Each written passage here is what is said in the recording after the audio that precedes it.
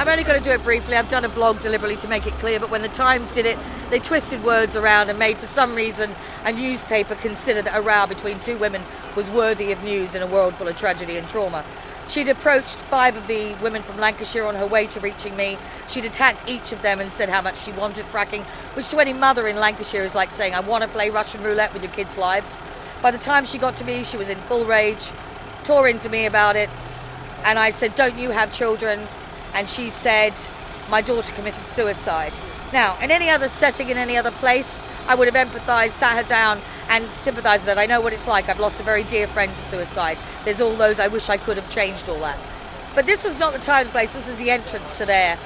And as she walked off, I simply said, my response was automatic. And yes, it was wrong and I wish I hadn't said it. But I said, our children have no choices. This will kill them. So that was my incorrect speech, and I shouldn't have said it like that, and under different circumstances I wouldn't.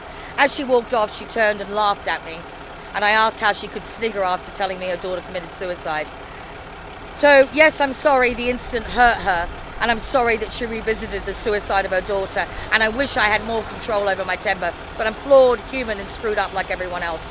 And for me the trigger is, when you say I want fracking, I hear you saying I want to harm your child.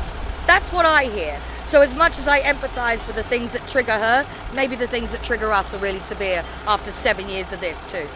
Just one thing about Caroline Lucas, because that's Caroline. They are, yes. And I was no more representing the Green Party than my book club or my literary group. You can't just say because I happen to think they're a really good party, well, the best we've got, that then I was representing them. I'm only a member. I'm nothing official. I'm nobody's official anything. I act as an autonomous, independent activist, and I will leave all affiliations if it comes to the fact that I would have to self-censor in order to function as an activist.